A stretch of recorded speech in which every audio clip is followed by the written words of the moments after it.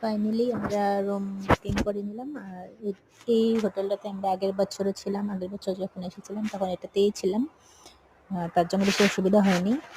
তো আমরা রুমে ভিজিট করে তারপরে ফ্রেশ হয়ে নিলাম। ফ্রেশ হয়ে পরে কিছু খেতে গেলাম ভেজ হোটেল খুঁজে।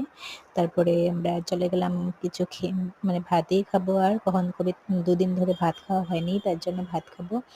আর আমার মনও পুরা রিল্যাক্স করছে। আর সবাই আমরা ফ্রেশ হয়ে নিয়েছি। ফ্রেশ হয়ে তো চলে গেলাম হোটেলে। তো তোমরা সবাই কিন্তু আমাদের ভিডিওগুলো দেখো। আর প্লিজ যারা নতুন দেখছো তারা সাবস্ক্রাইব করবে। আর এসে পড়ছে আমাদের সম্পূর্ণ খাওয়ার অর্ডার দেওয়া